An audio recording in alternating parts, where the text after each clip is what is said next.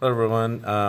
The module topic for this week is how is emotional intelligence important to self leadership and the leadership of others? Now, that is a two-part question, so I'm going to begin with how emotional intelligence is important to self leadership.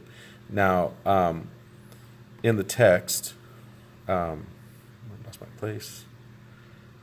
James Gross says that emotions can be misleading when they don't fit the situation. So part of the self leadership is to harness those emotions and point them in a positive direction, so that as a leader you don't become disabled, or that you are unable to make a decision or unable to move forward productively in your position, or becoming unable to lead your followers because of an emotional situation. To do that, we have to work on positive emotions and making sure that we are progressing forward. Now, in here, it describes the different types of stress and how they're viewed as either a threat, challenge, or harm loss. I believe that if we can harness our emotions and then it'll help us look at our stressful situations as challenging, which I believe is the best way to look at them so that we can overcome challenges.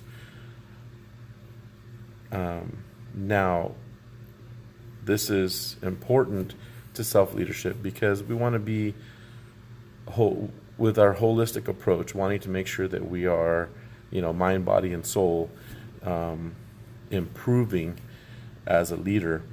But definitely the emotional intelligence is going to help us as we make decisions in stressful situations. Now, as it pertains to the leadership of others, this would go along with Daniel Goleman's emotional intelligence video, where he describes the four parts as being self-awareness, which is knowing why and what it is that you're emotional about; self-management, which we just discussed, which is handling your distressing emotions and aligning your actions in a positive way. The next one, which is where it deals with leadership, would be empathy, having empathy towards your followers and understanding what their emotional state is. Now, I took that emotional indicator test, and I got 15 out of 20, which was not bad. It was interesting that most of the ones I missed, though, were about happiness or excitement. All the other ones about sadness and distressing, I was able to recognize. So I just found that as a personally interesting, that I was able to see the negative but wasn't able to see the positive. I think that's part of my mindset that I'm trying to change, to look at my strengths versus my deficiencies, and so forth and so on, that we've been going over this past few weeks, and then putting it together to develop skilled relationships.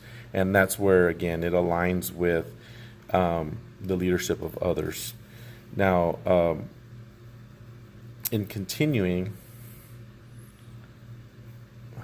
I lost my place again, sorry. Just in our readings, it does talk about the impact of emotional intelligence on our leadership. And, the studies do show that our emotional intelligence, when we use it for self-leadership, that improves our overall leadership for our followers.